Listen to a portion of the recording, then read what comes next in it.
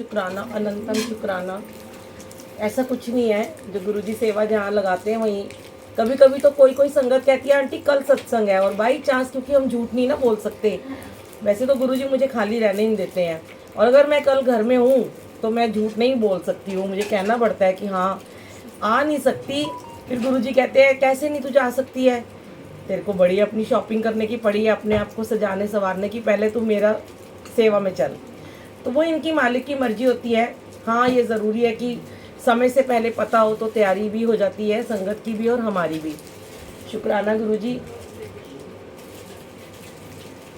Uncle आप उधर से इधर आगे तो वहाँ शुरू हो। संगत को इतना नहीं है कि हम अपने आप, आज इतनी प्यारी संगत है ना, दिल मतलब दिल खुश हो जाता है कई बारी तो, पर एंड में पूरा का पूरा वो खराब कर। यही देख रही थी कि इतना पिन ड्रॉप साइलेंट था। कभी कभी तो गुरुजी दिल इतना खुश कर देते हैं, खुद भी बड़े खुश होते हैं। मतलब आज ऐसे लग रहा था कि मुझे कहीं जाके बोलना ही नहीं पड़ रहा था किसी को, ऐसे लग रहा था कि मैं कहीं भी ना जाऊं, वरना तो हमारा एक पैर उधर होता है, एक पैर उधर होता है, एक इधर होता है, इधर होता है, चुप हो जाओ चुप हो जाओ। गुरुजी खुद भेजते हैं। कई बार क्या होता है, हम यहाँ बैठे होते हैं और गुरुजी अपने आप पीछे भेज देते हैं, पता चलता है वहाँ पे कोने में कोई फ़ोन का यूज़ कर रहा होता है या वो बातें कर रहा होता है। पर आज गुरुजी ने उठने नहीं दिया। मैंने एक दो बार सेवादार को बोला देख के आओ, उन्होंने कहा सब शांत है। ये होती है, इसको कहते हैं क्रीम संगत, जो हम मांगते हैं ना मुट्ठी भर संगत, क्रीम संगत जिसको बोलते हैं। गुरुजी यही बात कहते हैं। हम इतने लैविश कपड़े पहनते हैं, इतना लैविश तैयार होते हैं, इतनी ज्वेलरी पहनते हैं, अपने आप को तन को इतना सजाते हैं, पर मन को कहाँ सजा पाते हैं। तो जिनके मन यहाँ जुड़ जाते हैं, वो उनकी लीव लग जाती है, तो उनका तन और मन फिर दोनों सज जाता है, और धन तो फिर उनका सजेगा ही सजेगा। धन तो उन्हें मिलना ही है। अगर उसके पास धन नहीं भी है, पर अगर उसका मन जुड़ा है, और तन पे जरूर नहीं कि उसको महंगे कपड़े ही पहन के आने हैं। यहाँ गुरु महाराज ने कभी आपको ये नहीं कहा कि महंगा पहनो, गुरुजी ने कहा चंगा पाओ, चंगा खाओ। दो जोड़े हैं, धो के पहन लो, प्रेस करके पहन लो। यहाँ ऐसा नहीं है कि आप महंगे कपड़े पहन के आओगे तो आपको कोई ज़्यादा आगे बिठा देगा, या कोई आपकी ज़्यादा सेवा करेगा, या आपको कोई ज़्यादा प्रसाद दे देगा। ऐसा कुछ नहीं होता। यहाँ पे सब कोई बराबर है, पर कभी कभी गुरुजी किसी की संगत को आगे बिठा भी देते हैं। अब जब सारे कमरे भर जाते हैं, हालांकि जो लास्ट में आता है वो पीछे बैठता है, पर गुरुजी लास्ट में आने वालों को एक शिक्षा देना चाहते हैं कि तुम एंड में क्यों आते हो। पर गुरुजी इतने प्यारे हैं कि जो आखिर में आते हैं, देर से आते हैं, उन्हें भी गुरुजी अपने आगे बिठाते हैं। वो खुश मत हुआ करो आप, क्या देर से आपको आगे बिठा दिया। आपकी कोई प्रॉब्लम्स हैं, आपके कोई कर्मस हैं, अभी काट रहे हैं तो वो सिखाते हैं आपको कि समय से पहले आया करो। गुरुजी का सत्संग शुरू होने से पहले आओ दरबार में। ये तो आज आपके नसीब अच्छे हैं, आपको आगे बैठने का मौका मिल गया। वो जो पीछे बैठे हैं, पर मेरे को ऐसा लगता है आगे पीछे कुछ भी नहीं होता। जब ये सारी लाइट्स ऑफ हो जाती है तो गुरबानी तो कानों में सुनाई दे रही है, तो यहाँ चल रही है ना, रूह में चल रही है। क्या जरूरत है हमें वहाँ बैठे, यहाँ बैठे, इधर बैठे, उधर बैठे। जो जहाँ बैठा है सत्संग सुनने से उसको मतलब गुरु की वाणी सुननी है। अब पास बैठोगे थोड़ी तेज सुनाई देगी। और कभी कभी गुरुजी क्या क्या लीला रचते हैं, मैं आपको क्या बताऊं। किसी किसी को स्पीकर के पास ही बिठा देते हैं, पता चलता है उसके कान ही खराब है, उसके कान में मशीन लगी हुई है और उसके कान के पर्दे फट चुके हैं। वो भागेगा वहाँ से उठ के कि मुझे यहाँ नहीं बैठना, मेरा कान और ख़राब हो जाएगा। पर गुरुजी उसको अपनी पास बिठा के बिल्कुल म्यूजिक सिस्टम के पास उसके कान ठीक कर रहे होते हैं। और जिनको दूर बिठाते हैं तो गुरुजी को पता है क्या संगत गुरुजी को पसंद होती है, कि जो आगे बैठते हैं गुरु के दरबार में, वो तो शांत बैठे हैं, उन्हें डर है कि गुरु महाराज मेरे सामने बैठे हैं और मुझे गुरुजी देख रहे हैं, तो वो डर के मारे चुप रहते हैं। एक्चुअली में कौन होती है असली संगत, जो जिसको गुरु का दरबार नहीं दिखाई दे रहा और वो फिर भी चुप बैठे हैं। पता है ऐसे बच्चे कितनी मुश्किल से मिलते हैं क्लास में, ढूंढने जैसे स्टूडेंट नहीं मिलते हैं, कि जो बिल्कुल दूर दूर बैठे हैं, जिनको गुरुजी की गद्दी नहीं दिखाई दे रही, स्वरूप नहीं दिखाई दे रहा, और वो आज चुपचाप बैठ के अपना भगत बन के सत्संग को सुन रहे हैं, वो सेवा कर रहे हैं सुनने की। तो गुरुजी क्यों नहीं खुश होंगे? क्योंकि उन्हें डर है सिर्फ गुरु महाराज का। उन्हें पता है कि गुरुजी अंतर्यामी है, मुझे देख रहे होंगे, अपनी तीसरी नज़र से, तीसरे नेत्र से मुझे देख रहे हैं। उसको सेवादार से नहीं डरना। लोग क्या करते हैं, सेवादार से डरते हैं। हम जहाँ खड़े होते हैं वहाँ चुप हो जाते हैं। मतलब बहुत जगह मैं जाती हूँ, कहीं मैं किसी का नाम नहीं शेयर करती हूँ, जरा सा वॉशरूम जाती हूँ, 1 सेकंड नहीं लगाते, अपना फ़ोन निकाल के चेक करना शुरू कर देते हैं। आंटी गई, चलो फ़ोन देख लेते हैं। क्या हो जाएगा, मुझसे क्यों डरते हो? अभी रिंकू वीर जी की एक बानी इतनी अच्छी मैंने अमृत वेले में चलाई थी, परसों चौथी चलाई थी। सेवा का वो मतलब ही बता रहे थे क्या होता है। तो वो यही कह रहे थे कि मैं अमृतसर बहुत बार जाता हूँ, सेवा कर देखता हूँ, जाके अमृत वेले में अटेंड करता हूँ। कहते पता चलता है लोगों को, रिंकू वीर जी आए, कहते एक दिन मैं लंगर हॉल में चला गया तो वहाँ कम से कम 50-100 सेवादार सेवा में लगे हुए थे। कहते मैं अचानक पहुँच गया तो देखा कि 25-30 सेवादार तो बातें कर रहे हैं और साथ में सेवा कर रहे हैं। तो मुझे देख के चुप हो गए, वाहेगुरु वाहेगुरु करना शुरू कर दिया। कहते मैंने उनको ये बोला कि तुम मुझसे क्यों डरते हो? वाहेगुरु तुम्हारे अंदर बैठा है, वाहेगुरु का नाम चल रहा है, वाहेगुरु के दरबार में तुम बैठे हो, उस ऑरा में बैठे हो और तुम बातें कर रहे हो।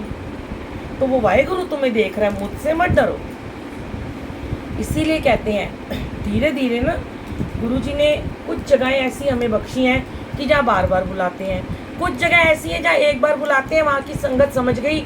ऐसे ऐसे गाँव में इतनी दूर दूर बुलाते हैं कि उनको नहीं पता सत्संग करना कैसे है। जैसे कि छत्तीसगढ़ बुलाया, एक आंटी है बड़ी प्यारी भारतीय आंटी, उन्होंने हमें बुलाया। उन्होंने कहा एक बार आप आ जाओ, इतनी दूर आप बार बार नहीं आ सकते हो।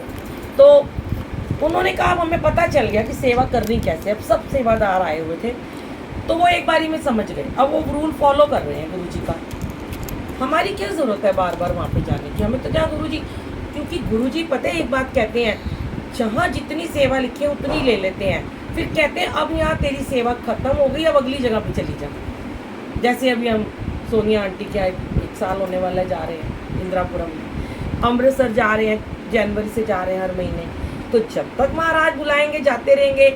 हो सकता है वहाँ अलग अलग जगहों पे सत्संग होते हैं, लेकिन जब उन्होंने सोचना होगा कि ये आप इसकी कहीं और ज़रूरत है तो वो हमें कहीं और जाके फिर भेज देंगे। ऐसी जगह भेजेंगे जहाँ कभी सत्संग ही नहीं होते हैं। गुरु की सेवा कहते हैं सफल है, जो करे सो फल पाए। तो ये नहीं कि ये खड़े होकर चाय प्रसाद देना और लंगर देना और पानी देना ही सेवा है।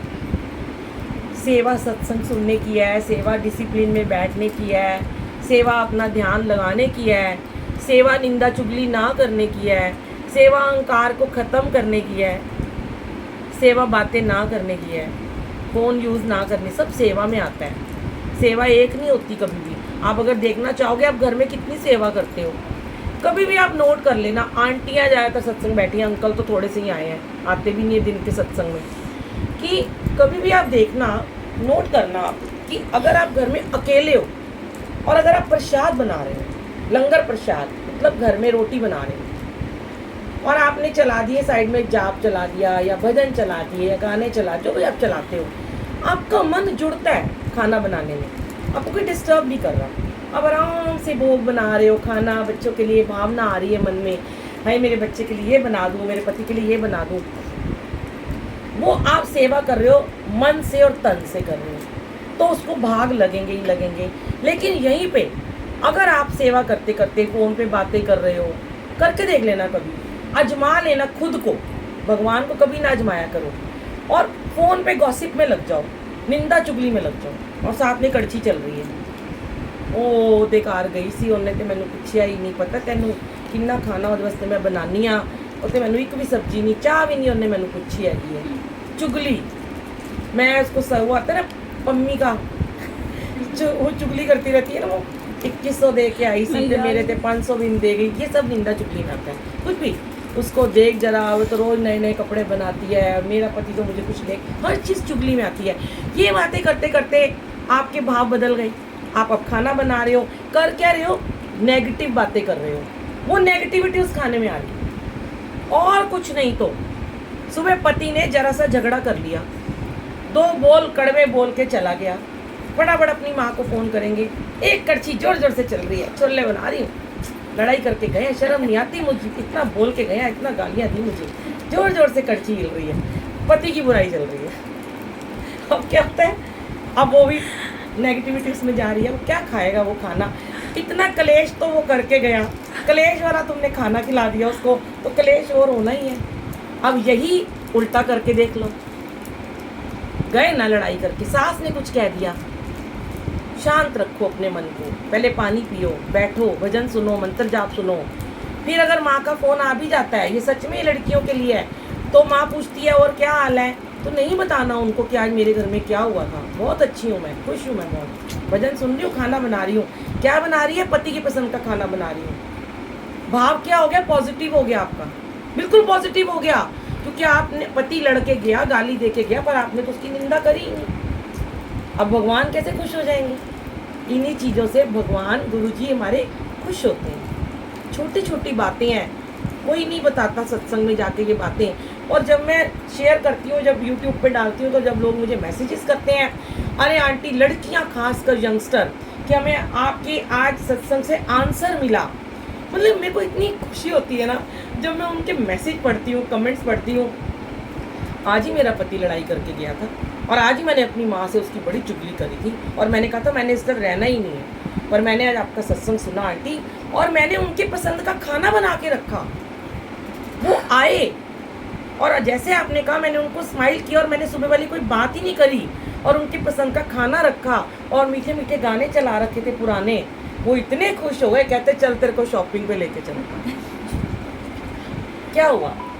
सिर्फ पॉजिटिव थॉट, बस यही थॉट हमें यहाँ बैठी आपस में फ्रेंड्स को भी देना है, संगत को भी देना है, माँ बाप को भी देना है, सास ससुर को भी देना है, बच्चों को भी देना है, हर किसी को देना है। क्योंकि अगर हम पॉजिटिव हैं तो समझ लो सारे आसपास का माहौल पूरा पॉजिटिव है। अगर आप नेगेटिव हो, सब नेगेटिव है।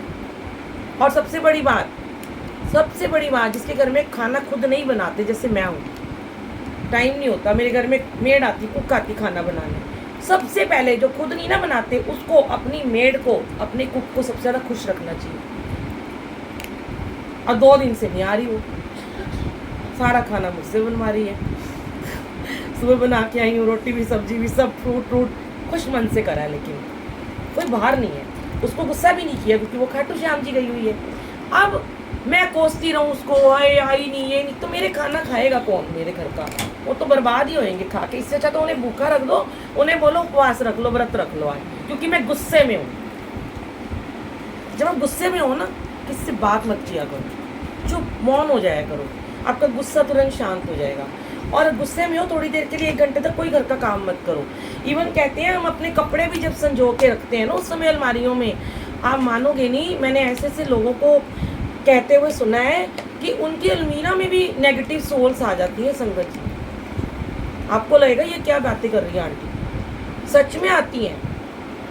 वो बुरी सोल्स जो होती है ना, वो हमारे आसपास घेरा डाल के बैठी होती है, क्योंकि हम इंसान हैं, ह्यूमन बीइंग है, वो हमें चारों तरफ से घेर लेती हैं। उन्हें तो मौका चाहिए होता है हमारे शरीर में प्रवेश करने का, उन्हें मौका चाहिए होता है हमारे दिमाग में तुरंत घुसने का, और हमें उनको दूर भगाना है।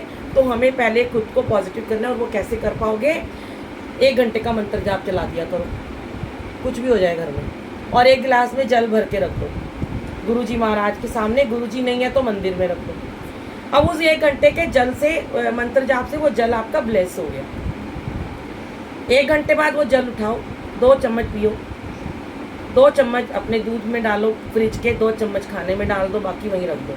जैसे ही पति आए, पानी के गिलास में 2 चम्मच मिला के, सास ने आपको बुरा भला का, चुपचाप सास को पिला दो, आपके बस में हो जाएगी। बहू नहीं कहना मानती, आपके बस में हो जाएगी। बच्चा नहीं कहना, सच्ची कह रही हूँ मैं रोज़ जाती हूँ सत्संगों में, मुझे लोग अपने एक्सपीरियंस शेयर करते हैं कि हमारे साथ ये मिरेकल्स हुए हैं। और कैसे हुए हैं? सिर्फ इस जल प्रसाद से हुए हैं बस, और उन्होंने कुछ भी नहीं किया, पर उन्होंने मन से मंत्र जाप किया और विश्वास किया, क्योंकि गुरुजी नाम है हमारा विश्वास का। ये है प्रेम, ये है प्यारे, ये है हमारे दुलारे, और ये है विश्वास। इन्हीं में आस्था है, इन्हीं में भक्ति है, इन्हीं में शक्ति है, इन्हीं में प्रेम है, इन्हीं में दुलार है। ये सब देते हैं। इनके आगे आते ही, मत्था टेकते ही सारी दिक्कतें खत्म। बड़े मंदिर जाते हो, बड़े मंदिर जाते ही, अंदर पैर रखते ही सारी परेशानियां खत्म। सौंप दिया करो इनको, जहाँ भी सत्संग हो रहा होता है वहाँ जाते हो, थॉट्स लेके जाया करो, आज तो हम बहुत अच्छी ब्लेसिंग्स लेके आएंगे। पर हमें अपनी प्रॉब्लम वहाँ पे शेयर नहीं करनी है, क्योंकि अगर आप सत्संग में आए हो, अब आंटी ने कहा मैं 1.5 साल सत्संग कराना चाहती थी, शुक्राने का सत्संग इन्होंने आज किया, आपने तो यहाँ मत्था टेकते अपनी सारी दुख दर्द यहाँ पे डाल दिए। अब वो इतनी पॉजिटिव थी, उनको भी नेगेटिव कर रहे हो। गुरुजी को वो दो, अपना पॉजिटिविटी दो। आई हूँ मैं, आज मैं आपसे सुख और ब्लेसिंग लेके जाऊँगी, प्यार मोहब्बत लेके जाऊँगी और वही सब में बांटूंगी। दुख शेयर करने के लिए अपने घर में करूँगी। सुबह उठो, जल्दी उठो, जब सब सो रहे होते हैं आपके घर वाले, 5 बजे उठ जाओ, 4 बजे उठ जाओ, बैठ जाओ मालिक के साथ आधा घंटा, कर लो सारी बातें शेयर, और कुछ नहीं तो कॉपी में रात को लिख के रख लो, सवेरे उठ के उनको सब पढ़ के चिट्ठी सुना दो। ऐसे ही करते हैं ना, व्हाट्सएप पे इतने लंबे लंबे मैसेज लिखते हैं लोगों को, बुराइयाँ, शिकायतें, लड़ाई हो जाती है फ्रेंड्स को, बड़ी बड़ी चिट्ठियाँ लिखते हैं हम, तो इनके आगे लिख दिया करो। और ये क्या करेंगे, आपकी सहेली के मन में सीधा जाके डायरेक्ट डाल देंगे। मेरा तो बहुत कुछ करते हैं, मैं सच बता रही हूँ, मैं कुछ भी सोच लूँ इनके आगे कि मुझे कोई चीज़ खानी है, मुझे कोई चीज़ चाहिए, मेरे को कोई संगत का चेहरा नज़र आ रहा हो, तुरंत मुझे उससे मिलवा देना, तुरंत मेरे घर में वो चीज़ आ जाएगी। कुछ भी, अभी मैं आपको